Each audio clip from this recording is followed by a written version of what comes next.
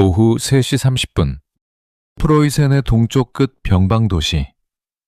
차가운 발트해의 바람이 몰아치는 퀘니스베르크의 거리는 기묘한 정적에 휩싸입니다. 좁은 골목길 저편에서 잿빛 코트를 입고 한 손에는 지팡이를 쥔 채 고개를 약간 숙인 조그마한 체구의 노인이 모습을 드러냅니다. 그의 발걸음은 빠르지도 느리지도 않게 마치 시계추의 진동처럼 일정한 리듬을 타고 있었습니다. 그때 길을 걷던 주민들은 물론이고 상점 문을 열고 밖을 내다보던 상인들까지 일제히 품속에서 노수의 회중시계를 꺼내들기 시작합니다. 딸깍거리는 소리와 함께 시계 뚜껑들이 열리고 주민들은 노인의 발걸음을 매섭게 주시합니다. 노인의 낡은 구두굽이 정확히 정해진 보도블록의 모서리를 받는 순간 사람들은 고개를 끄덕이며 시계 바늘을 맞췄습니다. 어이, 이보게. 시계 바늘을 5분 뒤로 돌리게나. 칸테 교수님이 방금 모퉁이를 도셨네. 과연 정확하군. 저 양반의 발걸음은 하늘의 별자리 이동보다 더 믿을만해. 인류의 정신을 통째로 재조립한 위대한 철학자. 임마누엘 칸테의 하루는 이처럼 1분의 오차도 없는 완벽한 감옥이었습니다. 새벽 4시 55분, 하인이 방문을 두드리면 군대처럼 일어나 정해진 양의 차를 마셨습니다. 파이프 담배를 정확히 한 대 피운 뒤 강의를 하고 오후 3시 30분에 산책을 나섰으며 밤 10시가 되면 칼같이 침대에 누워 사지를 곧게 펴고 잠드는 삶. 그는 인간의 가죽을 쓴 째깍거리는 기계장치 그 자체였습니다. 당시 퀘니히스베르크 주민들은 그가 걷는 길을 철학자의 길이라 불렀습니다. 그 길 위에서 칸트는 단 한 번도 좌우를 두리번거리지 않았고 아는 사람을 만나도 가볍게 모자만 만질 뿐 걸음을 멈추지 않았습니다. 호흡의 리듬이 깨지면 이성의 회로가 흐려진다는 기묘한 믿음 때문이었습니다. 하지만 이토록 완벽해 보이는 우주의 중심, 인간시계의 이면에는 상상을 초월하는 기괴하고도 집요한 강박증이 도사리고 있었습니다. 칸트라는 인물은 자신의 완벽하게 통제된 삶에 아주 미세한 먼지 하나만 끼어들어도 도저히 참지 못하는 편집증적인 성격의 소유자였습니다. 어느 날 칸트가 구축한 정밀한 우주에 거대한 폭탄이 떨어졌습니다. 이웃집에서 새로 들여온 수탉 한 마리가 목청이 터져라 새벽마다 불규칙하게 울어대기 시작한 것입니다. 4시 55분이라는 우주의 법칙이 고작 가축의 울음소리 때문에 깨어지자 칸트는 방 안에서 머리를 쥐어뜯으며 분노했습니다. 저 무지한 짐승이 감히 이성의 시간을 모욕하는구나. 도대체 규칙이라는 것을 모르는 존재로다. 칸트는 건강과 생각을 방해한다는 이유로 식사 중에는 절대로 코를 풀지 못하게 했던 사람입니다. 옆 사람이 코를 풀면 뇌의 압력이 바뀌어 소화와 사유에 방해가 된다고 진지하게 믿었던 학자였죠. 또한 여러 음식을 섞어 먹으면 몸속의 장기가 혼란을 겪는다며 한 끼. 식사 때는 오직 한 가지 종류의 요리만 집중적으로 먹어야 직성이 풀렸던 이 정밀한 인간에게 수탉의 불규칙한 소음은 영혼을 갉아먹는 칼날과 같았습니다. 밤마다 닭소리가 들릴까봐 잠을 설쳤고 낮에는 논리가 막힌다며 서재를 서성거렸습니다. 결국 참다 못한 칸트는 평소에 채통을 내려놓고 직접 이웃집의 문을 두드렸습니다. 그리고 특유의 차분하면서도 서슬퍼런 목소리로 제안했습니다. 저 수탉을 제게 파십시오. 저 짐승이 내지르는 소음이 나의 사유를 방해하고 있어. 당신이 원하는 값을 얼마든지 치르겠소. 그러나 이웃집 주인은 늙은 철학자의 유난스럽고 기괴한 부탁을 단칼에 거절했습니다. 아니 교수님, 시골 도시에서 닭이 우는 게 당연한 일 아닙니까? 아무리 위대한 학자시라지만 남의 집 가축까지 이래라 저래라 하시는 건 과하십니다. 못 팝니다. 법칙이 무너지면 자신의 존재 자체가 무너진다고 믿었던 칸트가 여기서 포기했을까요? 아닙니다. 그는 서재로 돌아와 음전한 미소를 지으며 은밀하게 사촌을 불렀습니다. 그리고 주머니에서 거금의 은화를 꺼내어 쥐어주었습니다. 내 이웃 모르게 다른 사람을 고용해라. 그리고 저 수탉을 이웃이 부르는 값에 몇 배를 주어서라도 반드시 사오도록 해라. 단, 내 이름이 들어가서는 안 된다. 마치 첩보 작전을 방불케 하는 과정을 거쳐 마침내 그 수탉이 칸트의 손에 들어왔습니다. 닭이 칸트의 집 마당으로 배달된 그날 저녁, 칸트의 식탁에는 평소의 규칙을 깬 아주 특별한 요리가 올라왔습니다. 매일 새벽 자신의 우주를 뒤흔들던 그 수탉을 바삭하게 구워낸 닭 요리였습니다. 칸트는 포도주 잔을 들고 식탁 위에 놓인 구운 닭을 내려다보며 차갑게 나지막이 중얼거렸습니다. 이제야 세상의 질서가 바로잡히는군. 자신을 방해하는 존재를 식탁 위에서 완벽하게 처단하여 위장 속으로 집어넣음으로써 그는 다시 자신의 평화로운 루틴을 복구해낸 것입니다. 이 대목에서 우리는 등골이 서늘해지면서도 웃음이 터져나오는 칸트만의 독특한 인간미를 보게 됩니다. 이렇게 보면 칸트는 그저 괴팍하고 째째하며 자기 세계에만 갇혀 사는 지독한 독거노인의 이야기처럼 보입니다.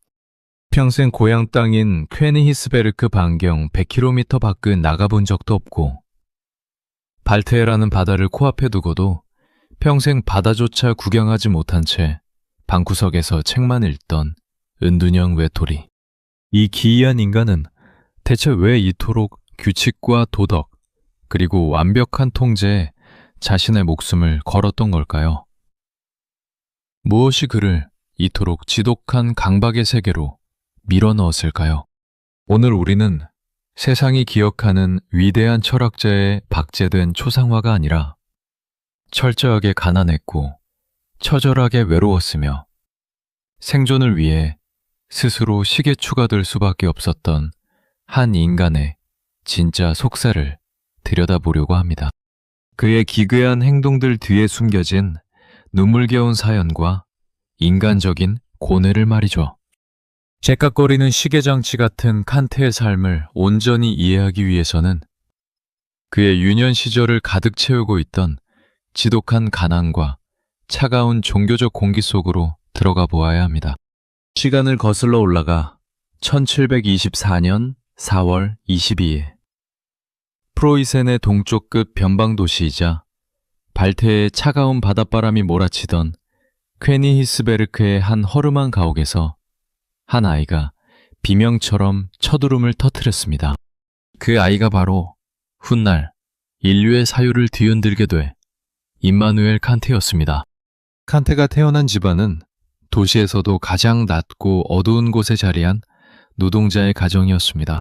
그의 아버지는 아침부터 밤늦게까지 거친 가죽을 만지며 말의 안장이나 굴레를 만드는 마구장이 요한 게오르크 칸트였습니다.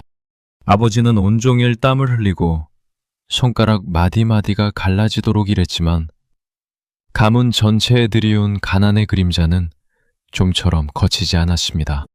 7명이나 되는 남매들이 좁아터진 방에 모여 살았고 겨울이면 뼈를 찌르는 발퇴의 칼바람이 여과 없이 문틈으로 들이쳐 입김이 하얗게 얼어붙곤 했습니다. 어린 칸트의 코끝에는 늘 퀴퀴한 가죽 냄새와 지독한 가난의 냄새가 매연처럼 맴돌았습니다. 철이 들기도 전부터 칸트가 마주한 세상은 이처럼 차갑고 혹독한 현실이었습니다. 게다가 그는 태어날 때부터 척추가 휘어지고 가슴뼈가 함몰된 연약하고 왜소한 체구를 가지고 있었습니다. 조금만 무리를 해도 숨이 가빠왔고 동네 아이들의 거친 놀이에는 끼어들 엄두조차 내지 못했죠.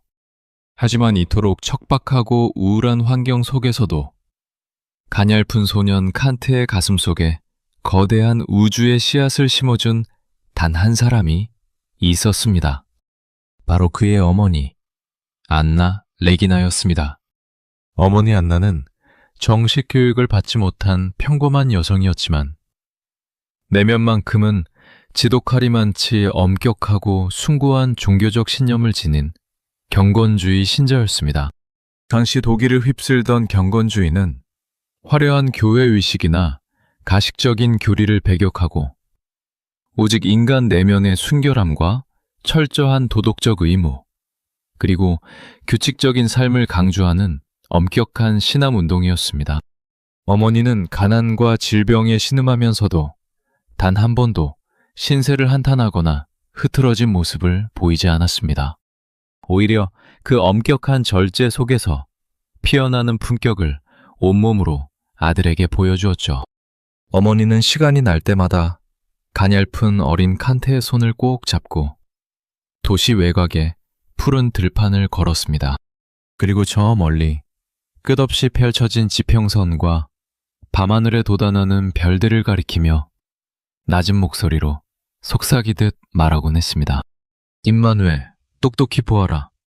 저 거대한 자연이 아무런 흐트러짐 없이 돌아가는 질서 속에는 신의 위대한 섭리가 깃들어 있단다. 인간은 아무리 가진 것이 없고 가난해도 자기 마음속에 올바른 법칙을 잃지 않으면 세상 그 어떤 귀족보다 존엄한 존재가 되는 법이야. 눈앞의 가난에 절대 무릎 꿇지 말아라. 어머니가 들판 위에서 들려준 이 한마디는 소년 칸트의 영혼 가장 깊은 곳에 지워지지 않는 문신처럼 새겨졌습니다. 밤하늘의 규칙적인 별들처럼 인간의 삶도 흔들리지 않는 정밀한 도덕적 법칙 위에 서 있어야 한다는 신념이 이때 싹튼 것이죠. 어머니는 이 총명하고 눈빛이 맑은 아들이 자신들처럼 가죽을 만지며 평생 허리를 굽히고 살아가는 노동자로 늙어가기를 원치 않았습니다. 집안의 가재도구를 하나씩 팔아가며 무리를 해서라도 아들을 도시에 있는 명문 종교학교인 프리데리치아눔에 입학시켰고 밤마다 등잔 밑에서 아들의 공부를 눈물로 응원했습니다. 하지만 가난한 집안에 내려진 운명의 신은 잔인했습니다. 칸트가 그토록 사랑하고 정신적으로 의지했던 어머니는 아들이 대학 문턱에 겨우 발을 디디기도 전인 13살 무렵 도시를 휩쓴 끔찍한 전염병에 걸리고 맙니다. 어머니는 차가운 방 안에서 참혹한 고통을 겪으면서도 아들의 학업이 중단될까봐 자신의 아픔을 숨겼고 끝내 숨을 거두었습니다. 어머니의 차가운 시신이 아무런 장식도 없는 나무관에 담겨 땅속으로 묻히던 날 13살의 소년 칸트는 흐르는 눈물을 삼키며 무덤가 흙바닥에 무릎을 꿇었습니다. 굳게 쥔 주먹이 부르르 떨렸습니다. 어머니, 약속하겠습니다. 올바르게 살겠습니다. 절대로 가난에 무너지지 않고 어머니가 말씀하신 그 위대한 도덕의 법칙들을 매 삶을 통해 세상에 증명해 보이겠습니다. 칸트에게 있어 성인이 된 후 보여준 1분의 오차도 없는 규칙을 지키고 정밀하게 사는 것은 단순한 성격적 강박이나 괴팍함이 아니었습니다. 그것은 자신을 위해 온 삶을 갈아넣고 먼지처럼 떠난 어머니에 대한 평생의 속죄이자 가슴 미어지는 약속이었습니다. 어머니를 잃은 깊은 슬픔과 가장으로서의 가난이라는 거대한 짐을 짊어진 채 청년 칸트는 1740년 마침내 자신의 고향에 있는 퀘니스베르크 대학이라는 낯설고 거친 바다를 향해 홀로 외로운 발걸음을 내딛기 시작합니다. 대학의 높은 상아탑에 입학하면 지독한 가난의 굴레에서 벗어나 푸른 학문의 나래를 펼칠 수 있을 줄 알았지만 현실은 이제 막 20살을 넘긴 청년 칸트의 뺨을 사정없이 내리쳤습니다. 1746년 대학교 학비와 최소한의 생활비를 내주며 묵묵히 아들의 버팀목이 되어주던 아버지마저 갑작스러운 뇌졸중으로 쓰러져 세상을 떠나고 만 것입니다. 22살의 칸트에게 남겨진 것은 아버지를 잃은 슬픔을 추스를 시간도 없이 밀려드는 막대한 빚 독촉, 그리고 당장 오늘 밤 굶어 죽을지도 모른다는 생생한 공포였습니다. 집안의 가구와 아버지가 남긴 마구 도구들은 빚쟁이들의 손에 순식간에 넘어갔고, 동생들은 뿔뿔이 흩어져 친척 집을 전전해야 했습니다.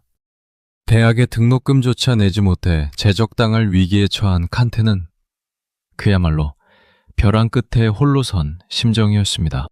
귀족 자제들이 화려한 비단 옷을 입고 마차를 타고 등교할 때 칸트는 구멍난 신발을 감추기 위해 발가락을 잔뜩 웅크린 채 대학 도서관의 가장 어두운 구석자리로 숨어들었습니다.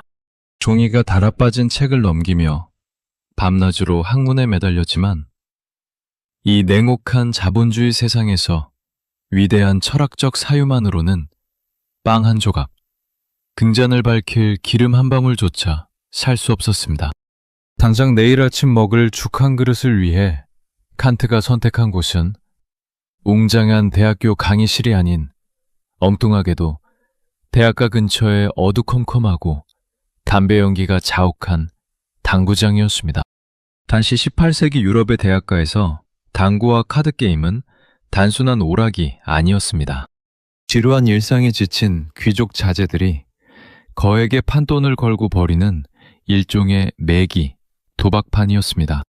가냘픈 체구에 뼛속까지 시린 가난이 묻어나는 헤어진 외투를 입은 칸트가 당구대에 들어서자 주머니가 두둑했던 귀족 청년들은 저 장조림 같은 녀석의 주머니에서 마지막 남은 푼돈까지 뜯어내겠다며 낄낄거리고 비웃었습니다. 하지만 그것은 그들의 거대한 오산이었습니다. 칸트는 당구공을 칠 때 다른 이들처럼 단순한 감각이나 어설픈 행운에 의존하지 않았습니다. 그는 대학에서 배운 뉴턴의 역학법칙, 즉 마찰력과 회전력, 그리고 입사각과 반사각을 당구대라는 초록색 사각형 무대 위에 그대로 적용한 것입니다. 큐대를 잡은 칸트의 눈빛은 한치의 흔들림도 없이 무섭도록 차가워졌습니다. 째깍거리는 시계추처럼 정확한 각도와 치밀하게 계산된 힘으로 공을 타격하자 당구공들은 칸트가 머릿속으로 그린 수학적 궤적을 소름 끼치도록 그대로 따라가며 구멍 속으로 쏙쏙 빨려 들어갔습니다. 말도 안 돼. 저 째째하게 생긴 녀석. 대체 정체가 뭐야? 또 이겼잖아. 상대방이 소리를 지르며 머리를 쥐어뜯고 테이블을 내리치는 동안 칸트는 아무런 감정의 동요도 없이 묵묵히 당구대 위에 떨어진 은화들을 하나하나 주워 담았습니다. 내기당구와 카드게임판에서 칸트는 결코 지지 않는 무패의 타짜였습니다. 인류 역사상 가장 위험 있는 도덕 철학의 거장이 젊은 시절 먹고 살기 위해 도박판에서 정밀한 물리학적 계산으로 판돈을 싹쓸이하며 연명했다는 사실은 참으로 묘하고도 서글픈 반전입니다. 그는 그렇게 번 푼돈을 수첩에 1센트 단위까지 꼼꼼하게 기록했습니다. 누군가에게는 하룻밤의 유흥과 쾌락이었지만 청년 칸트에게 그것은 어머니와의 약속을 지키기 위해 대학교 강의실을 사수하고 학문의 끈을 놓지 않기 위한 처절한 생존 투쟁이었습니다. 돈을 잃은 귀족 제자들이 푼돈까지 악착같이 챙기는 칸트를 향해 구두쇠라며 손가락질할 때도 그는 눈 하나 깜짝하지 않았습니다. 돈이 없으면 학문도, 이성도, 그리고 인간으로서의 최소한의 존엄성도 지킬 수 없다는 냉혹한 진리를 철저하게, 뼈저리게 깨달았기 때문입니다. 그렇게 청년 칸트는 도박판의 은화들을 모아 마침내 대학 졸업장을 손에 쥐게 됩니다. 대학을 우수한 성적으로 졸업했음에도 불구하고 대학교의 문은 돈 없고 배경 없는 청년 칸트에게 쉽게 열리지 않았습니다. 정식 교수가 되어 강단에 서기 전까지 칸트는 무려 9년이라는 긴 시간 동안 königs베르크 인근의 시골 귀족 집안들을 전전하며 가정교사로 생계를 이어가야 했습니다. 당시의 가정교사라는 신분은 지식인 대접을 받기는커녕 귀족들의 대저택에서 하인보다 조금 나은 취급을 받으며 눈치를 봐야 하는 고달프고 서글픈 직업이었습니다. 이 시기의 청년 칸트는 우리가 흔히 상상하는 단정하고 세련된 노학자의 모습이 결코 아니었습니다. 주머니가 늘 텅 비어 있었던 그는 늘 헤어지고 빛바랜 정장 한 벌로 사계절을 버텨내던 그야말로 사교계에 알아주는 패션 테러리스트였습니다. 저 칸트라는 선생 말이야. 학식은 높은지 몰라도 옥고락서니가 저게 무언가? 소매는 다 달아빠져서 실밥이 터졌고 구두굽은 닳아서 한쪽으로 삐딱하게 무너졌더군.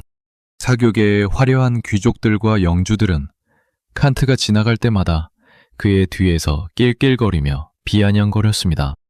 겉모습과 가문의 배경으로 사람의 계급을 나누고 평가하던 비정한 시대.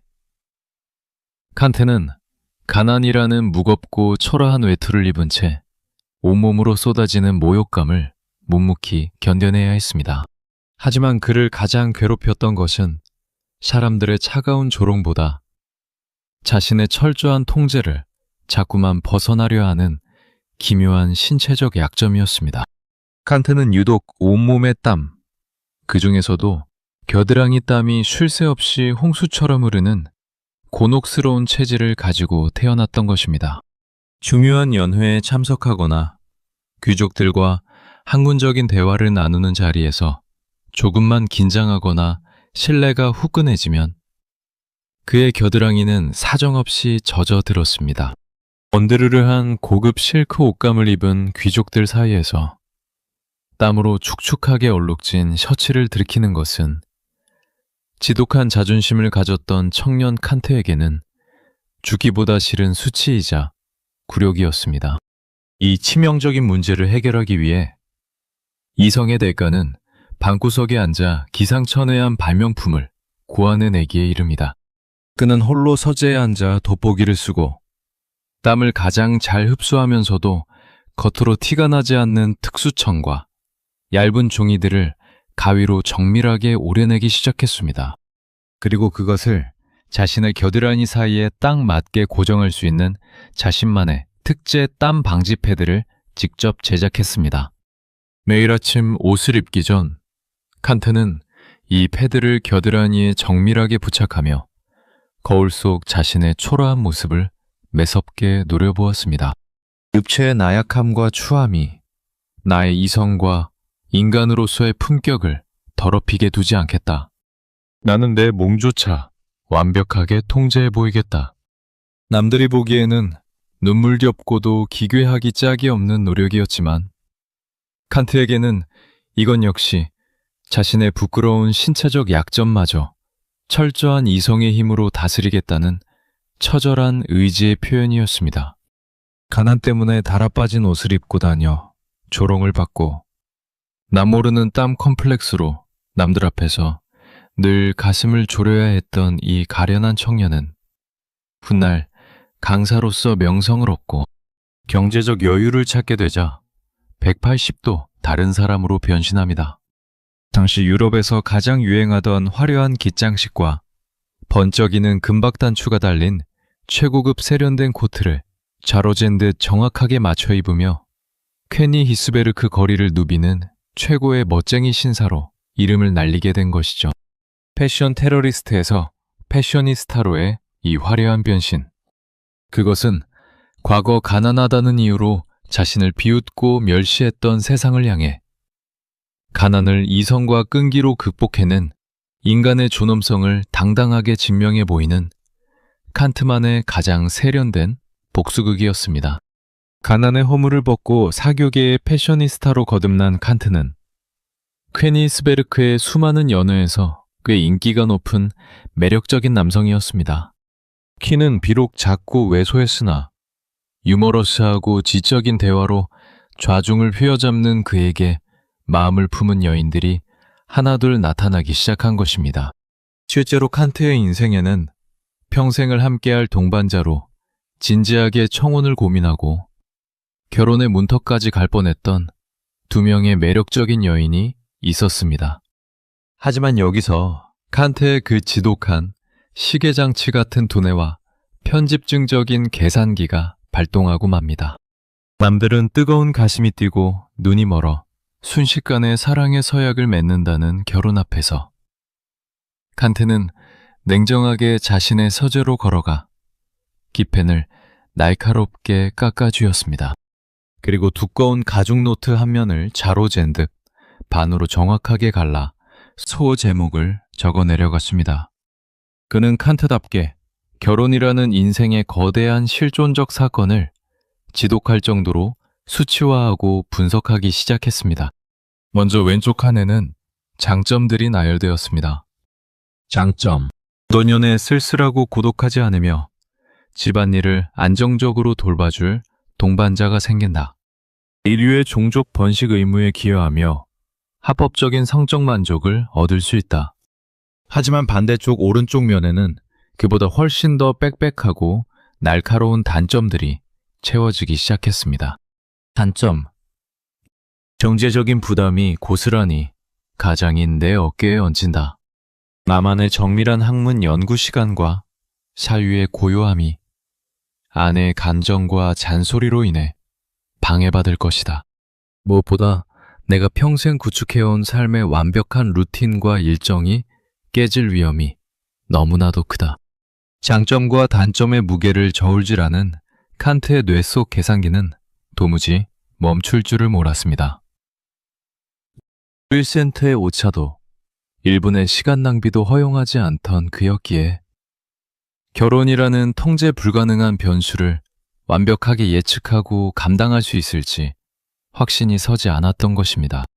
노트를 들여다보며 단점을 지우고 장점을 보태고 다시 수치를 계산하는 사이 몇 달의 시간이 눈 깜짝할 사이에 흘러갔고 마침내 수년의 세월이 강물처럼 흘러가 버렸습니다. 수백 번의 펜질과 밤샘 고뇌 끝에 마침내 장점이 단점을 아주 미세한 차이로 앞선다는 결론을 내린 칸트는 마침내 노트를 덮고 청혼을 하기 위해 옷매무새를 가다듬으며 자리에서 일어났습니다. 붉어진 얼굴과 설레는 마음으로 그녀들의 집을 찾아간 칸트는 문 앞에서 청천벽력 같은 소식을 전해 듣게 됩니다. 아이고, 칸트 교수님. 너무 늦으셔도 한참 늦으셨어요. 한 분은 교수님이 골방에서 계산기만 두드리고 계시는 사이에 참다 못해 다른 남자와 결혼해서 벌써 아이를 낳고 잘 살고 있고요. 다른 한 분은 교수님의 그 지독한 무관심과 우유부단함에 지쳐 이미 몇 달 전에 먼 도시로 떠나버렸답니다. 지독한 이성과 계산이 불러온 참혹한 타이밍의 비극이었습니다. 텅 빈 거리에서 홀로 지팡이를 짚은 채 서 있던 칸트는 허탈하게 헛웃음을 내쉬었습니다. 이성의 힘으로 온 우주를 조립하고 뉴턴의 물리법칙을 설명할 수 있다고 믿었던 천재가 정작 인간의 가장 원초적이고 아름다운 감정인 사랑의 타이밍은 단 1초도 계산에 매지 못한 것입니다. 이 사건 이후 칸트는 마음의 문을 닫고 평생을 독신으로 살아가며 훗날 제자들에게 씁쓸한 미소를 지으며 이렇게 고백하곤 했습니다. 내가 젊어서 정말로 여자가 필요했을 때는 돈이 없어 결혼을 감히 꿈꾸지 못했고 늙어서 명성과 경제적 여유가 생겨 결혼을 하려 하니 이제는 내 곁에 여자가 필요 없어졌노라.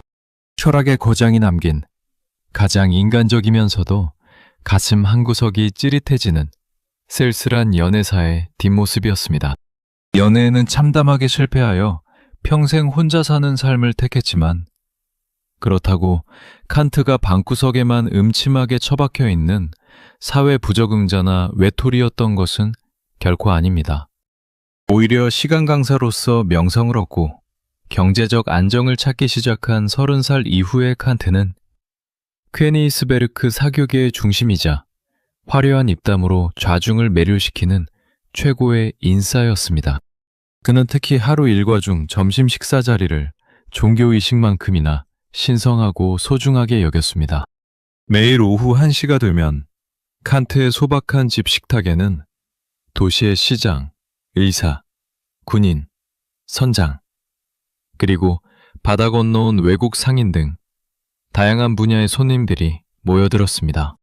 칸트는 손님들에게 정성스러운 요리와 함께 자신이 아끼던 최고급 포도주를 대접했습니다. 칸트는 알아주는 엄청난 포도주 애호가였습니다.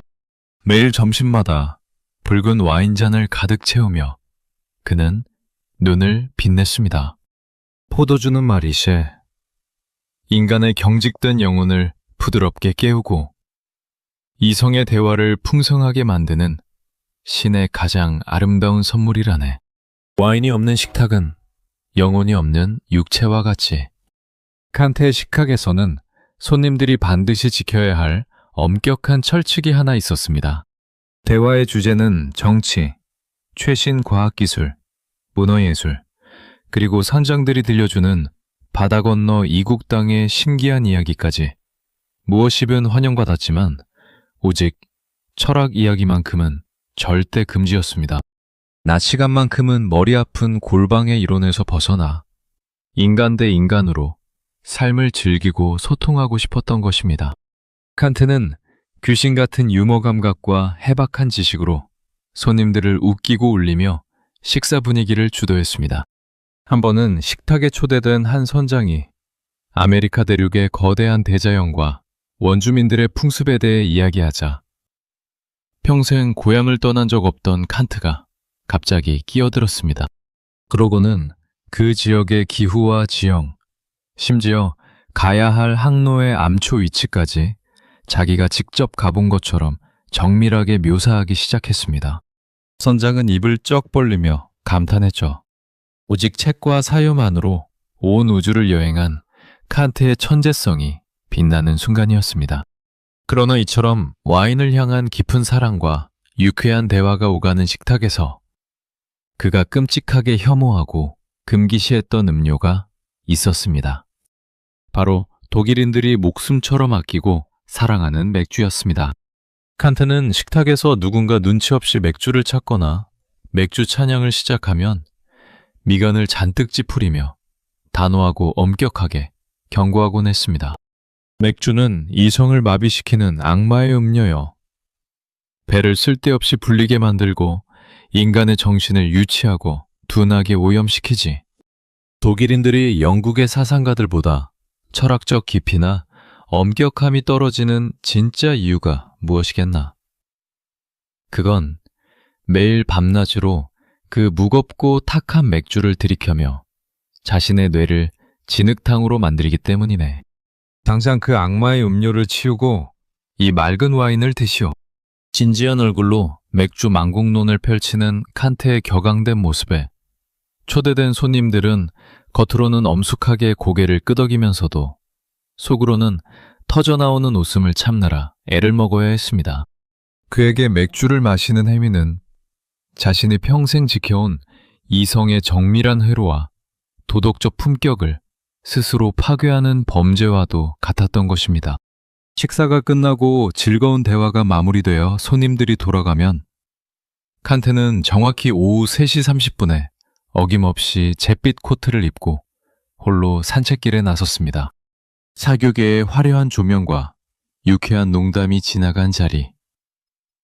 고요한 오솔길을 걷는 노학자의 머릿속에는 이제 인간들의 사소한 잡담 대신 온 우주를 뒤흔들 거대한 사유의 폭풍이 휘몰아치기 시작하고 있었습니다. 그가 나이 40을 넘겼을 무렵까지도 칸트는 기존 전통 철학의 아늑한 테두리 안에서 단 한 발자국도 앞으로 나아가지 못하고 있었습니다. 당시 유럽 학계를 지배하던 주류 생각은 인간은 전능한 이성을 가지고 있으므로 신의 존재도 우주의 끝도, 영혼의 불멸도 모두 방구석에 앉아 완벽하게 논리적으로 증명할 수 있다는 거만한 오만함이었습니다. 칸트 역시 그 안락하고 달콤한 생각의 침대에 누워 아무런 의심 없이 평온한 잠을 자고 있었죠. 그러던 어느 날 바다 건너 스코틀랜드에서 날아온 얇은 책 한 권이 칸트의 고요한 서재를 통째로 뒤흔들었습니다. 대담한 회의주의 철학자 데이비드 휴미 쓴 책이었습니다. 휴은 그 책을 통해 인류가 쌓아 올린 모든 학문의 뿌리를 뒤흔드는 폭탄 같은 발언을 던졌습니다. 인간의 이성은 결코 전능하지 않다. 우리가 진리라고 믿는 모든 인과관계나 자연의 법칙들은 사실 진짜 존재하는 법칙이 아니라 눈앞의 현상들이 그저 우연히 반복되는 것을 보며 생긴 인간의 습관적 착각일 뿐이다. 당장 매일 아침에 동쪽에서 해가 뜬다는 절대적인 보장이 어디 있는가? 그저 지금까지 수만 번 떴으니 내일도 뜰 거라고 지레짐작하는 인간의 오만이자 기대일 뿐. 그것은 필연적인 진리가 아니다. 이 문장을 읽어내려가는 순간 칸트는 머리를 거대한 쇠망치로 얻어맞은 듯한 극심한 정신적 충격을 받았습니다. 이성이 오랫동안 튼튼하게 쌓아 올린 위대한 과학과 철학의 탑이 힘이 던진 회의주의라는 거대한 번개 한 방에 허무한 모래성처럼 무너져 내리는 환상을 본 것입니다. 휴메의 말대로라면 인간은 그 어떤 보편타당한 진리도 알 수 없으며 모든 것은 그저 우연과 착각에 불과하다는 암울한 허무주의에 빠져야 했습니다. 칸트는 훗날 자신의 비판 철학을 시작하게 된 이 운명적인 순간을 이렇게 기록했습니다. 데이비드 휴메의 날카로운 글이 나를 수년 동안 아무런 의심 없이 빠져있던 독단의 잠에서 마침내 세차게 깨워주었다. 칸트는 침대에 누워 도저히 잠을 이룰 수 없었습니다. 만약 휴메의 논리가 그대로 진리가 된다면 그가 어린 시절 들판을 걸으며 어머니와 나누었던 마음속의 위대한 도덕 법칙도 뉴턴이 발견한 저 우주의 아름다운 역학 법칙도 그저 인간이 만들어낸 한낱 착각과 관습에 불과한 것이 되어버리기 때문입니다. 가슴속 깊은 곳에서 거대한 거부감과 동시에 학자로서의 치열한 투지가 불꽃처럼 타올랐습니다. 아니다, 자네가 기존 이성의 한계와 오만을 지적한 것은 100번 옳다. 하지만 인간이 목숨을 바쳐 지켜온 학문과 도덕이 고작 습관이 만든 착각일 수는 없다. 자네가 부숴버린 그 폐허 위에서 내가 인간의 이성이 가진 진짜 능력이 어디까지인지, 그리고 우리가 어떻게 세상을 진짜로 인식하고 진리를 세워나가는지 처음부터 완전히 다시 증명해 보이겠다.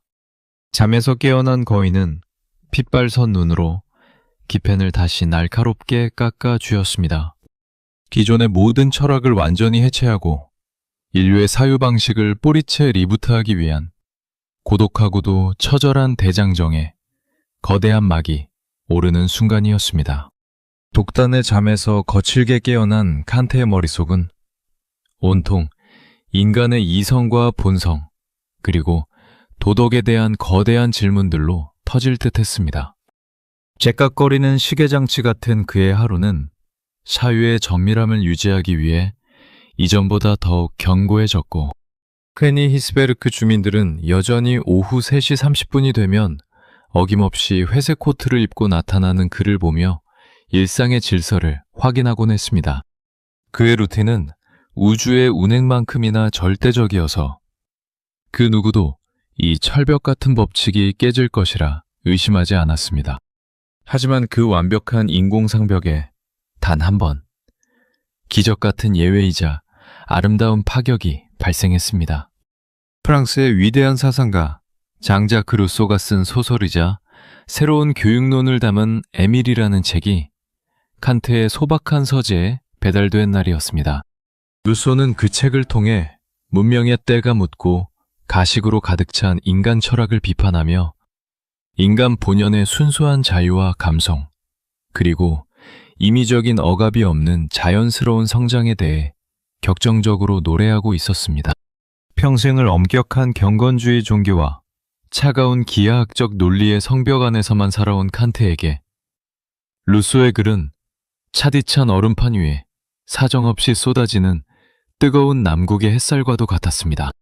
칸트는 책을 펼친 바로 그 자리에서 자리를 한 번도 뜨지 않은 채 꼬박 밤을 새워 무서운 몰입도로 글을 읽어내려가기 시작했습니다. 한 페이지를 넘길 때마다 가슴이 거세게 요동쳤습니다. 인간은 원래 자유롭게 태어났으나 도처에서 사회의 사슬을 메고 있다. 위선적인 문명이 인간을 타락시켰다면 우리는 인간 내면의 순수한 자연성과 도덕적 감정을 회복해야 한다. 루소의 문장들은 칸트의 영혼을 통째로 뒤흔들었습니다. 오직 차가운 지성과 논리만이 인간의 영예를 이룬다고 믿었던 칸트의 메마른 우주에 인간을 향한 깊은 애정과 감성이라는 거대하고 따뜻한 별이 뜬 것입니다. 책이 뿜어내는 강렬한 불꽃에 영혼을 완전히 빼앗긴 나머지 칸트는 자신의 가슴속에 박혀있던 그 정밀한 시계 태엽의 규칙적인 소리를 듣지 못했습니다. 째깍, 째깍. 시간은 무정하게 흘러 오후 3시 20분을 지나 마침내 운명의 시간인 3시 30분을 넘어서고 있었습니다. 하지만 평소라면 자로잰 듯 열렸어야 할 칸트의 집 현관문은 굳게 닫힌 채 미동조차 하지 않았습니다. 오후 3시 40분이 지나고 4시를 향해 가도 칸트 교수가 골목길의 모습을 드러내지 않자 퀘니스베르크 거리는 그야말로 일대 혼란과 대공황에 빠졌습니다. 문 밖으로 고개를 내민 주민들은 서로의 얼굴을 바라보며 당황해했고 길 가던 이들은 자신의 회중시계를 거칠게 흔들며 소리쳤습니다. 이보게, 아직 3시 30분이 안 된 건가? 내 시계 태엽이 고장난 모양이야. 아니, 내 시계도 4시를 가리키고 있는만. 칸트 교수님이 이 시간에 안 나오시다니. 혹시 저 서쪽 파리에서 전쟁이라도 터졌거나 교수님 신변에 거대한 병고가 생긴 게 분명하네. 마을 사람들은 일손을 멈추고 공황 상태에 빠져 칸트의 집 주변을 초조하게 서성거렸습니다. 평생 단 한 번도 어긴 적 없는 우주의 절대 법칙이 깨졌으니 대지진이나 국가적 재난이라도 난 줄 알았던 것이죠. 하지만 바로 그 시각, 칸트는 소란스러운 바깥 세상의 소음을 전혀 듣지 못한 채 방 안에서 숨을 죽인 채 눈물 어린 눈으로 에밀의 마지막 책장을 부르르 떨며 덮고 있었습니다. 칸트는 훗날 사상가들의 초상화 중 오직 루소의 초상화만을 자신의 서재에 유일하게 걸어두며 제자들에게 이렇게 고백했습니다. 나는 지식만이 인간의 위대함을 증명한다고 믿었던 극도로 오만한 학자였다. 나는 배운 것이 없는 무지한 대중들을 멸시했었다. 하지만 루소가 나를 바로잡아 주었다. 나는 루소를 읽고 나서야 비로소 가난하고 평범한 인간을 진심으로 존중하는 법을 배웠다. 차가운 이성의 거인이 뜨거운 인간애를 품게 된 그의 철학 인생에서 가장 아름답고 인간적인 이탈이었습니다. 인간에 대한 뜨거운 존중의 눈을 뜬 칸트는 그의 나이 46이 되던 1770년에 드디어 그토록 갈망하던 퀘니히스베르크 대학의 철학 정교수 자리를 얻게 됩니다. 젊은 시절 시간 강사로서 당구장을 전전하며 내기당구로 판돈을 계산하고 푼돈을 모으던 생계형 천재가 마침내 안정적인 급여와 완벽한 연구 환경, 그리고 사회적 지위를 보장받는 대기만성의 순간을 맞이한 것입니다. 동료 학자들과 대학 당국, 그리고 그를 따르던 수많은 제자들은 이제 정교수가 된 칸트가 매년 엄청난 양의 논문과 화려한 저술들을 쏟아내며 독일학계를 단숨에 장악할 것이라 믿어 의심치 않았습니다. 하지만 정교수 임명장을 손에 쥔 직후 칸트는 모두의 기대를 배반하는 기묘하고도 이해할 수 없는 선택을 내립니다. 세상과의 학문적 소통을 완전히 단절하고 깊고 어두운 침묵의 골방 속으로 스스로 걸어 들어가 버린 것입니다. 그는 무려 10년이라는 긴 시간 동안 단 한 편의 논문도 단 한 권의 소책자도 세상에 출간하지 않았습니다.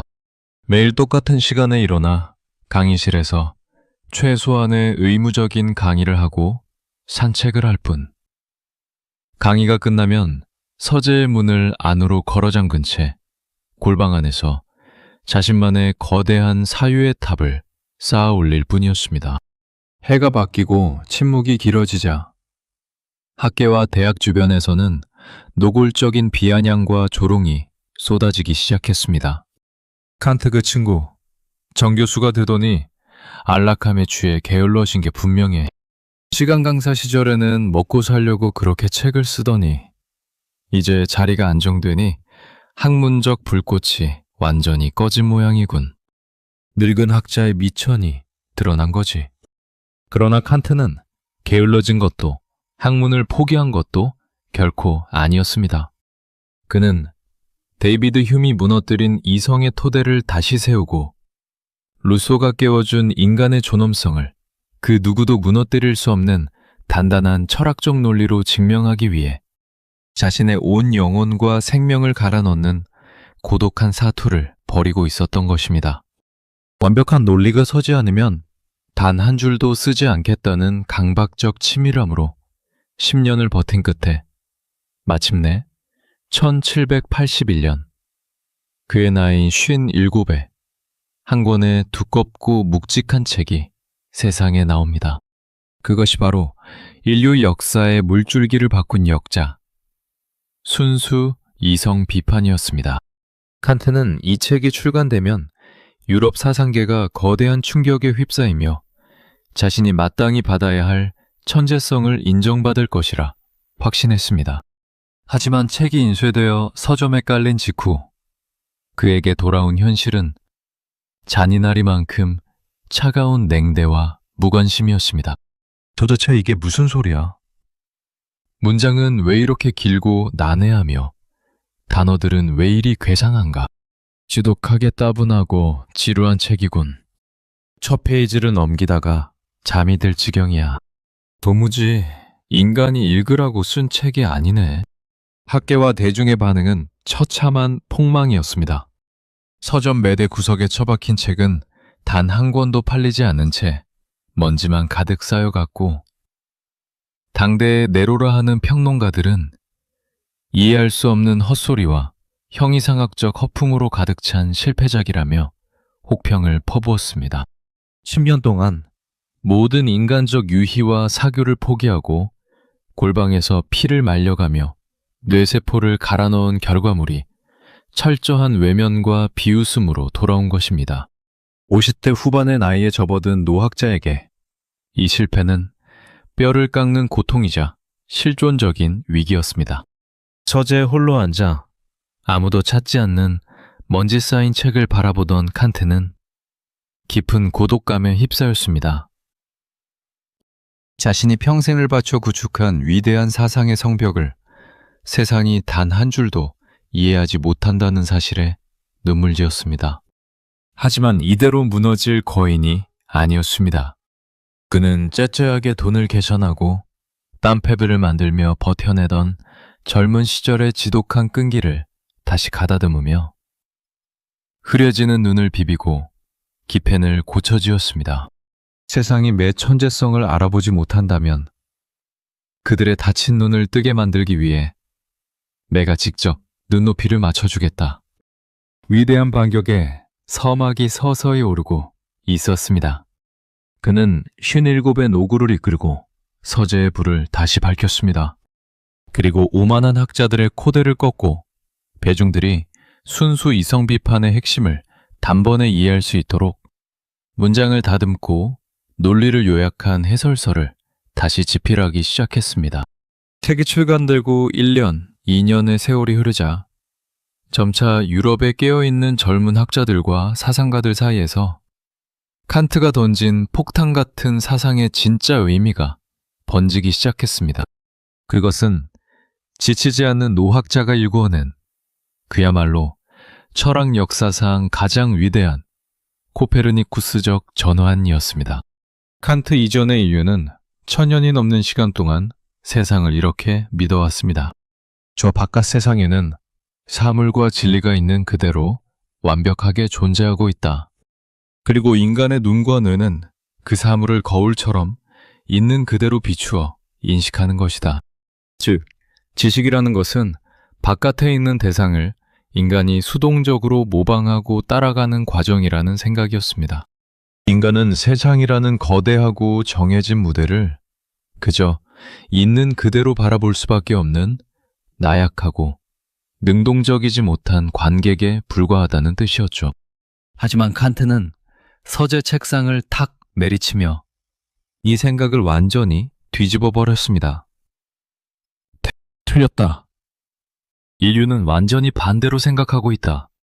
우리는 세상을 있는 그대로 받아들이는 것이 아니다. 인간의 주체적인 뇌 속에는 세상을 바라보고 조립하는 정밀한 인식의 틀이 이미 내장되어 있다. 쉽게 비유를 들어보자. 우리는 모두 태어날 때부터 단 한순간도 스스로의 힘으로 벗을 수 없는 푸른색 선글라스를 쓰고 태어난 것과 같다. 그렇기에 우리가 바라보는 세상이 온통 푸른색인 진짜 이유는 세상이 원래 푸른색이어서가 아니라 우리 눈에 푸른 선글라스가 씌어있기 때문이다. 이것은 사상계를 발칵 뒤집어 놓은 엄청난 지적 혁명이었습니다. 우리가 시간과 공간이라고 부르는 거대한 우주의 무대도 원인과 결과라고 믿는 자연의 필연적인 법칙들도 세상에 원래 독립적으로 존재하는 진리가 아니라 인간의 정신이 세상을 규칙적으로 받아들이고 이해하기 위해 스스로 만들어낸 인식의 안경이자 필터라는 주장이었습니다. 우리가 스마트폰으로 넓은 광경을 촬영할 때 화면에 격자 무늬가 생기며 구도가 잡히는 것처럼 인간의 인식 회로는 저 바깥의 무작위한 정보들을 그냥 받아들이는 것이 아니라 뇌 속에 박힌 자신만의 정밀한 필터를 통해 법칙성 있게 재구성해낸다는 뜻입니다. 그러므로 칸트는 당당하게 결론을 내렸습니다. 대상이 우리를 지배하는 것이 아니다. 인간의 이성이 대상을 구성하고 우리가 세상을 인식하기 때문에 비로소 세상이 진리로서 존재하는 것이다. 이 놀라운 발상의 대전환이 학계에 제대로 번역되어 전달되자 유럽 전역의 지식인들은 거대한 정신적 충격과 전율에 휩싸였습니다. 칸트의 철학은 인간을 우주의 수동적이고 무력한 구경꾼 신세에서 세상을 주체적으로 창조하고 법칙을 부여하는 위대한 우주의 주인공으로 당당하게 격상시켰기 때문입니다. 독일의 괴팅겐과 예나 대학을 시작으로 프랑스와 영국의 석학들이 일제히 고향 땅을 떠나지 않는 이 은둔의 노학자를 향해 경의를 표하기 시작했습니다. 처참하게 폭망하여 서점 구석에서 먼지만 쌓여가던 순수 이성 비판은 뒤늦게 없어서 못 파는 전설적인 베스트셀러이자 사상가들의 성경이 되었고 방구석에서 째깍거리던 늙은 강사는 순식간에 전 유럽의 왕과 귀족들이 우러러보는 사상계의 절대적인 왕좌에 오르게 되었습니다. 이 시대의 모든 문명과 철학은 이제 칸트 이전과 칸트 이후로 극명하게 갈리기 시작했습니다. 유럽 철학의 절대 왕좌에 오른 칸트의 삶은 여전히 시계추처럼 정확하게 흘러가고 있었습니다. 고향의 주민들은 여전히 그의 걸음걸이를 보며 일상의 질서와 안도감을 확인하곤 했죠. 하지만 1789년 여름, 칸트가 평생 쌓아올린 그 단단한 성벽과 완벽한 루틴을 또 한 번 뒤흔든 인생의 두 번째 대사건이 터집니다. 프랑스 파리에서 분노한 민중들이 바스티유 감옥을 무너뜨리고 왕정의 사슬을 끊어내며 자유와 평등, 박애를 외쳤다는, 즉 프랑스 혁명의 거대한 불꽃이 터졌다는 소식이 마침내 퀘니히스베르크에 도달한 것입니다. 이 역사적인 소식이 마차를 타고 변방도시에 전해지던 날, 오후 3시 30분의 산책로는 평소와 전혀 다른 기묘한 궤적으로 흘러갔습니다. 언제나 철학자의 길이라 불리던 한적하고 고요한 오솔길을 자로잰 듯 걷던 칸트가 갑자기 발걸음을 뚝 멈추더니 방향을 틀어 도시 중심부에 있는 우체국과 마차 정류장을 향해 거친 발걸음으로 직진하기 시작한 것입니다. 파리에서 전해오는 따끈따한 혁명 신보와 소식지를 단 1초라도 빨리 손해주기 위해 평생 동안 단 한 번도 바꾸지 않았던 산책로를 제 발로 바꾸어 버린 것입니다. 정해진 보도블록 위에 있어야 할 노학자가 엉뚱한 길로 헐떡이며 달려가자 거리에 서 있던 주민들은 또 한 번 회중시계를 떨어뜨릴 듯 경악하며 수근거렸습니다. 이보게, 칸트 교수님이 우체국 쪽으로 뛰어가고 계시네. 저 길은 교수님의 산책로가 아니지 않은가? 세상이 무너지려나 보군. 저 영감님이 길을 바꿨다는 건 지구가 공전궤도를 이탈한 것과 다름없어. 당시 프로이센의 보수적인 귀족들과 왕실, 그리고 수많은 지식인들은 프랑스 혁명을 일컬어 근본 없는 천민들과 무지한 폭도들이 저지른 피비린내 나는 학살이자 폭동이라며 거세게 저주하고 비난하고 있었습니다. 보수적인 프로이센 사회에서 혁명을 칭송하는 것은 자칫 간첩이나 반역자로 몰려 모든 명예를 잃고 감옥에 갈 수도 있는 극도로 위험한 상황이었죠. 하지만 칸트의 생각은 완전히 달랐습니다. 그날 저녁, 명사들이 모인 식탁 자리에서 귀족들이 프랑스 혁명을 입에 담지 못할 욕설로 깎아내리자 평소 유쾌하고 부드럽던 칸트가 갑자기 와인잔을 식탁 위에 쾅 내리쳤습니다. 장내에는 찬물이 끼얹어진 듯 정적이 흘렀고 칸트는 좌중을 압도하는 서슬퍼런 목소리로 외쳤습니다. 천만의 말씀입니다. 당신들이 폭동이라 부르는 저 사건은 인간의 이성이 마침내 현실 세계에서 스스로의 존엄과 자유를 증명해낸 인류 역사상 가장 위대한 서막입니다. 왕이나 귀족이 정해준 사슬에 묶여 살던 인간이 스스로 판단하고 행동하는 도덕적 주체가 되겠다고 선언한 저 눈부신 광경이 보이지 않는단 말입니까? 동료 학자들이 황급히 그의 옷소매를 잡아 끌며 교수님, 제발 언사를 조심하십시오. 뒤에 들어가면 무사하지 못합니다. 라며 만류했지만 칸트는 녹이 가득한 눈빛을 거두지 않았습니다. 자신이 두꺼운 책 속에서 그토록 외쳤던 스스로 판단하고 스스로 행동하는 인간의 자유와 이성의 힘이 저 멀리 파리의 광장에서 피비린내를 뚫고 찬란하게 피어나는 모습을 보며 이 노학자는 가슴속 깊은 곳에서 뜨거운 감격의 눈물을 흘리고 있었던 것입니다. 비록 육체는 평생 퀘니스베르크라는 작은 변방 도시에 갇혀 한 발자국도 나가지 못했지만 인간의 존엄을 향한 그의 사유와 용기만큼은 이미 국경과 신분의 벽을 완전히 허물어뜨리며 전 인류의 자유를 향해 거침없이 질주하고 있었습니다. 프랑스 혁명이라는 거대한 역사의 격동 속에서 칸트의 이름과 명성은 이제 지상의 학자를 넘어 하나의 신화적 영역으로 접어들었습니다. 유럽의 젊은 지식인들과 귀족들 사이에서 칸트는 걸어다니는 지성의 신이나 다름없었죠. 사정이 이렇다 보니 18세기 후반 유럽 언론과 대중들 사이에서는 이 신비로운 철학자를 둘러싼 기상천외한 가짜뉴스와 황당한 찌라시들이 쉴 새 없이 판을 치기 시작했습니다. 어느 날 아침, 평소처럼 자리에 앉아 조조신문을 읽던 칸트는 황당함에 사례가 들려 기침을 쿨어겼습니다. 런던과 파리의 주요 일간지 일면에 대대적인 특종 기사가 실린 것입니다. 독일의 대철학자 임마누엘 칸트 교수. 영국의 국왕을 비밀리에 아련하고 사상적 동맹을 맺기 위해 영국행 밀선에 몸을 싣다. 러시아 군대가 퀘니스베르크를 점령하려 하자 사상의 자유를 지키려던 칸트 교수가 밤을 틈타 야반도주를 감행하다 변방 국경에서 체포되었다. 평소엔 고향 땅 반경 100km 밖은 구경도 못 해본 지독한 방구석 은둔 자에게 영국 밀항이나 밤치기 야반도주 같은 자극적인 가짜뉴스는 그야말로 기가 막힐 노릇이었습니다.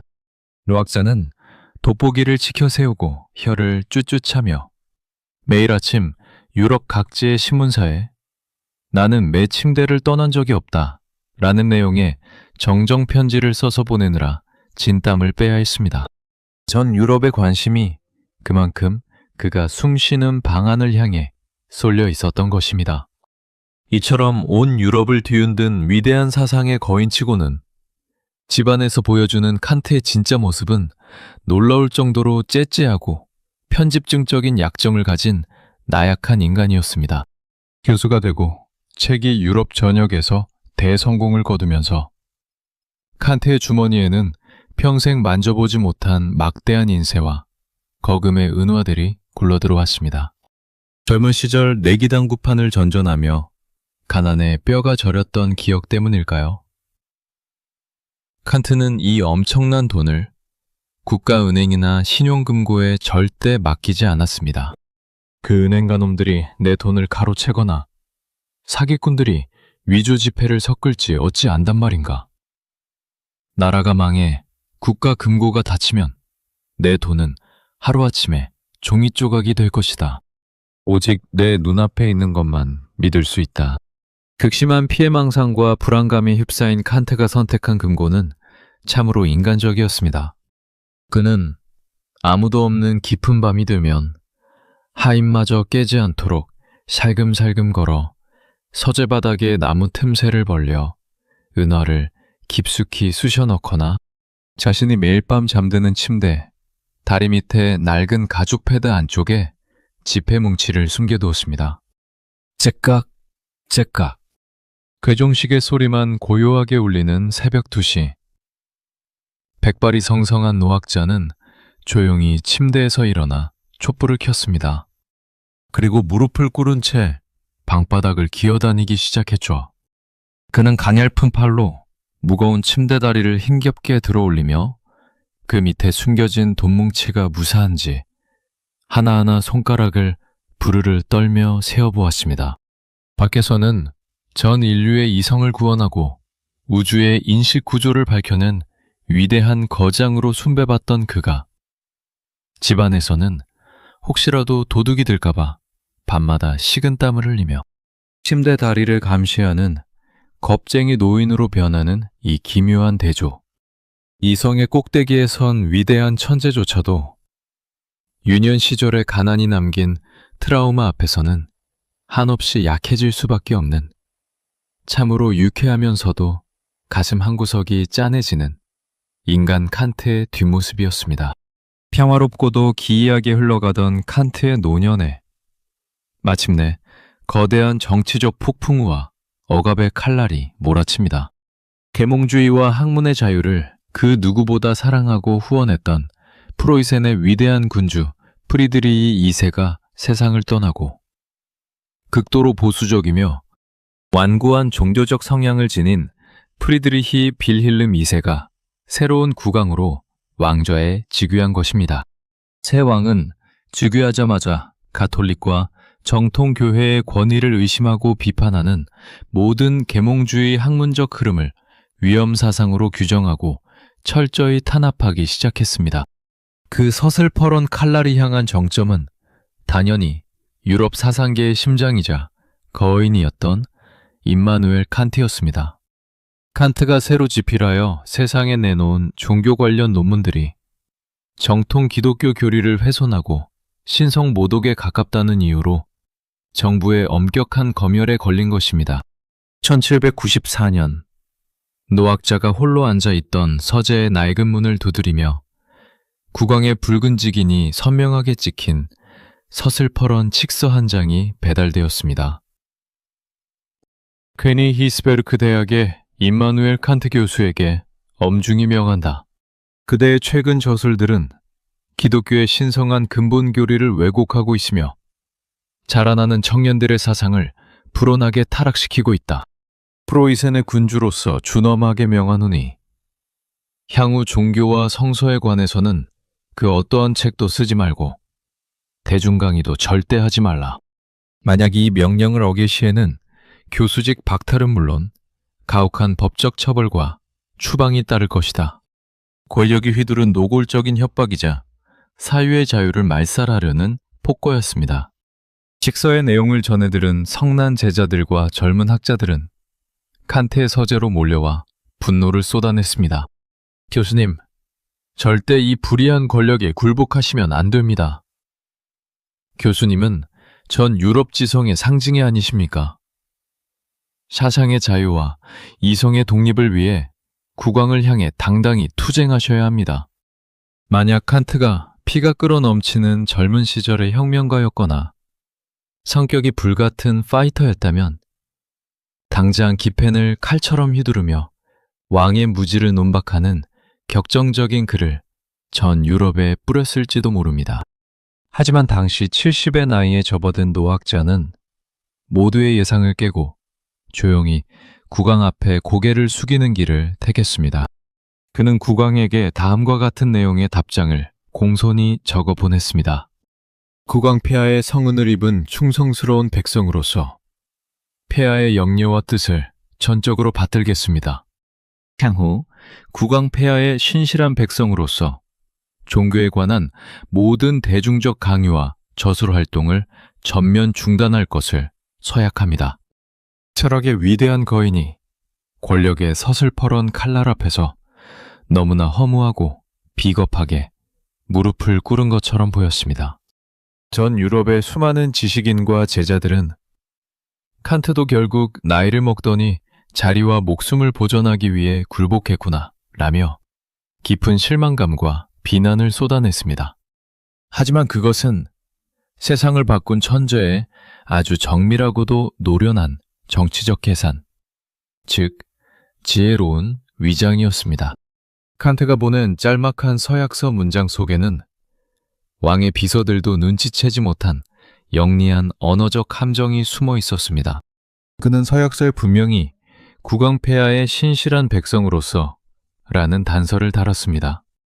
즉, 자신에게 침묵을 강요한 프리드리히 빌헬름 2세라는 군주가 살아있는 동안에만 그의 백성으로서 이 약속을 임시로 지키겠다는 영리한 면책 조항이었던 것입니다. 실제로 칸트는 왕이 눈을 부릅뜨고 살아있는 동안에는 철저히 침묵을 지키며 서재에서 종교가 아닌 다른 학문에만 전념했습니다.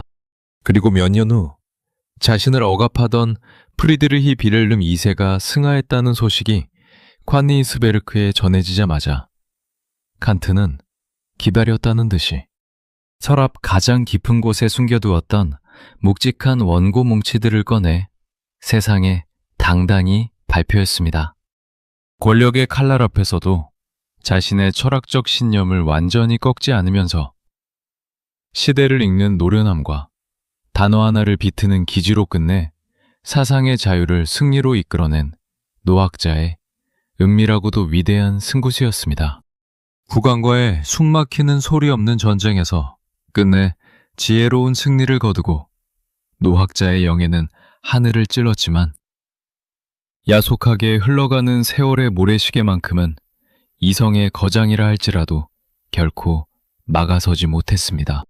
칸트의 나이 70을 훌쩍 넘어 80을 바라보던 고독한 말년. 그의 곁에는 그 어떤 귀족이나 석학보다 소중했던 인생의 마지막 동반자가 한 명 있었습니다. 바로 40년이라는 기나긴 세월 동안 칸트의 손과 발이 되어 수발을 들어온 충직한 하인, 마르틴 람페였습니다. 하인 람페는 칸트가 스스로 구축한 정밀한 시계 과목의 유일한 파수꾼이자 집행자였습니다. 매일 아침 정확히 4시 55분이 되면 람페는 군인 출신 특유의 차갑고 단호한 목소리로 굳게 닫힌 침실 문을 거칠게 두드리며 칸트를 잠에서 깨웠습니다. 교수님, 일어날 시간입니다. 우주의 법칙을 지키셔야죠. 칸트가 밤샘 연구로 너무나 피곤하여 이불 속으로 파고들며 5분만 더 주게 라고 나약하게 애원해도 람페는 국왕의 서슬퍼런 명령보다 더 엄격하게 이불을 걷어내며 그를 침대 밖으로 사정없이 끌어냈습니다. 칸트가 평생 자랑했던 180도 완벽한 루틴과 규칙적인 건강은 사실 이 충직한 하인의 손끝과 헌신에서 유지되고 있었던 셈입니다. 그러나 40년이라는 긴 세월은 두 노인의 육체뿐만 아니라 정신마저 조금씩 처참하게 갉아먹고 있었습니다. 나이가 들고 치매기가 오기 시작한 하인 람페는 점차 지독한 알코올 중독에 깊이 빠져들기 시작했습니다. 술에 취한 람페는 예전의 충직함을 잃고 날이 갈수록 포악해졌으며 급기야 어느 깊은 밤 만취한 상태로 서재에 멍하니 앉아있는 유약하고 늙은 칸트를 향해 거친 욕설을 내뱉으며 주먹을 치켜들고 폭행하려 드는 끔찍한 사건이 발생하고 맙니다. 자신의 평화로운 우주이자 가장 신뢰했던 존재로부터 생명의 위협과 배신을 느낀 칸트는 형용할 수 없는 거대한 정신적 충격을 받았습니다. 이성의 규칙과 통제를 완전히 벗어나버린 람페는 더 이상 그의 고요한 성벽 안에 머물 수 없었죠. 결국 칸트는 깊은 한숨과 눈물을 머금고 40년 동안 함께 늙어오며 자신의 모든 치부와 일상을 공유했던 충신 람페를 단칼에 해고하여 집 밖으로 내쫓았습니다.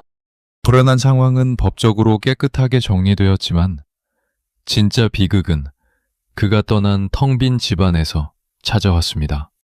40년 동안 쌓인 인간의 정과 기억이라는 것은 철저한 이성의 논리 공식이나 수학 기호로 단숨에 지어낼 수 있는 원고지가 아니었습니다.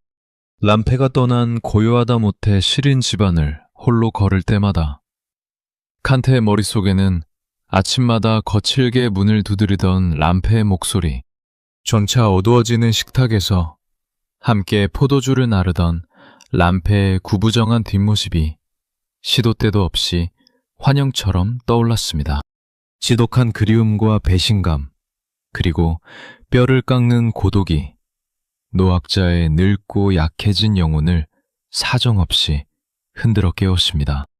람페를 향한 그리움 때문에 감정이 흔들리고 연구에 집중하지 못하는 것을 이성의 수치이자 패배로 여겼던 칸트는 서재 책상으로 걸어가 떨리는 손으로 기펜을 쥐었습니다.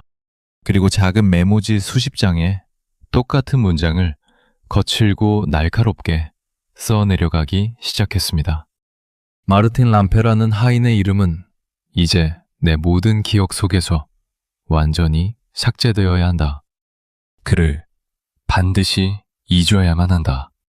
칸트는 이 쓸쓸한 주문이 적힌 메모지들을 서재 책상 위, 매일 눈을 뜨는 침대 머리맡, 손을 씻는 거울 앞, 심지어 매일 밤낮으로 들여다보는 두꺼운 책장 틈새마다 빽빽하게 붙여두었습니다.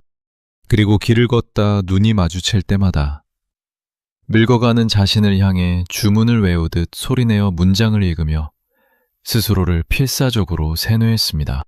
람페를 잊어라. 감정에 휘둘리지 마라. 이성을 찾아라.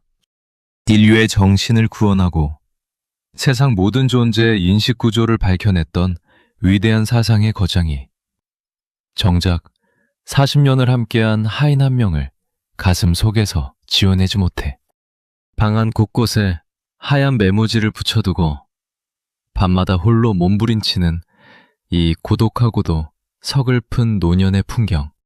그것은 차가운 이성이 뜨거운 감성을 억지로 집어삼키려 할 때 인간이 마주하게 되는 가장 쓸쓸하고도 애절한 실존적 비극이었습니다. 1804년 초 퀘니스베르크의 낡은 서재에는 더 이상 우리가 알던 째깍거리는 시계장치의 정밀함은 찾아볼 수 없었습니다. 인류 역사상 가장 정밀하고 빛나는 지성을 자랑하며 사상의 신전 왕좌에 올랐던 임마누엘 칸트에게 자연의 법칙은 잔인하게도 치매, 즉 알츠하이머라는 거대하고 짙은 어둠을 드리웠기 때문입니다. 그의 나이 80을 바라보던 무렵 평생을 바쳐 철저한 논리로 쌓아올린 이성의 성벽은 처참하게 무너져 내리고 있었습니다. 방금 자신이 입 밖으로 내뱉은 단어가 무엇인지 기억하지 못해 허공에 손짓을 해댔고 40년 넘게 매일 오고 갔던 집안에서조차 자기 방을 찾지 못해 차가운 벽을 더듬으며 아이처럼 서럽게 울었습니다. 전 유럽의 석학들을 매료시켰던 화려하고 유머러스한 입담은 신기루처럼 사라졌고 문장 하나를 제대로 완성하지 못해 깊은 좌절감에 빠진 노학자의 눈에선 쉴 새 없이 눈물이 흘러내렸습니다. 더욱 씁쓸한 것은 그의 화려한 명성에 기생하던 제자들과 비서들이 늙고 망가진 거인의 비참한 모습을 자극적으로 받아 적어 책으로 팔아먹기에 바빴다는 사실입니다. 위대했던 거인은 그렇게 철저하게 고독한 독방 속에 혼자가 되었습니다. 1804년 2월 11일 서재 창문 너머로 발트의 시린 겨울바람이 불어오던 날 칸트의 가냘픈 숨소리가 눈에 띄게 거칠어졌습니다. 인종이 몇 시간 남지 않았음을 직감한 주치의가 늙은 철학자의 바짝 마른 입술에 달콤한 포도주 한 모금을 천천히 흘려넣어 주었습니다. 그가 평생 동안 인간의 경직된 영혼을 부드럽게 깨우는 신의 선물이라 찬양하며 식탁에서 즐겨 마셨던 바로 그 붉은 와인이었습니다. 포도주를 조용히 삼킨 칸트는 희미하게 감겨있던 눈을 아주 천천히 떠서 서재 창문 너머의 밤하늘을 바라보았습니다. 그곳에는 그가 평생 동안 방구석에 앉아 사유하고 진명하려 했던 위대한 우주. 단 한치의 어긋남과 흐트러짐도 없이 한결같은 법칙으로 눈부시게 빛나는 밤하늘의 은하수와 별들이 소리 없이 반짝이고 있었습니다. 칸트는 마지막 남은 온 영혼의 힘을 쥐어짜내어 자신의 평생의 고독과 치열했던 지적투쟁을 완벽하게 완결짓는 위대한 인생의 마침표를 나지막이 뱉어냈습니다. Assist good. 그것으로 좋다.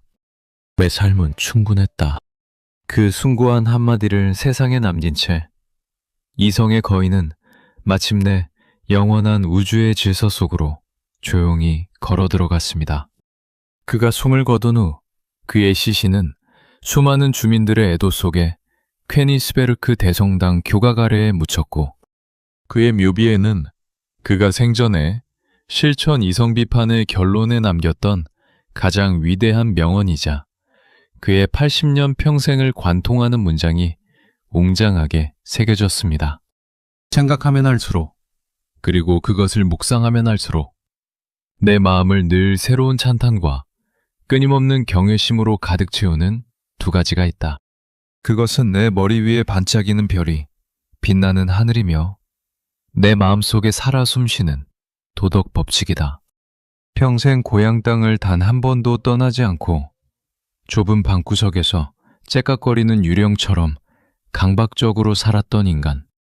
하지만 그는 누구보다 뜨겁게 인간의 자유와 혁명을 지지했고 스스로에게 무서울이 많지 엄격했으며 자신에게 주어진 삶의 궤적을 단 1초의 낭비도 없이 완벽하게 완결짓고 떠났습니다. 지독한 강박증, 독거노인으로 시작해 인류 정신을 구원한 위대한 영웅으로 생을 마감한 임마누엘 칸트. 그가 마지막 임종의 순간에 남긴 그것으로 좋다 라는 나지막한 한마디는 오늘날 각자의 차가운 현실 속에서 자신만의 무거운 짐을 짊어진 채 묵묵히 법칙을 지키며 치열하게 살아가는 우리 모두의 지친 귓가에 따뜻하고 품격 있는 영원한 위로가 되어 흐르고 있습니다.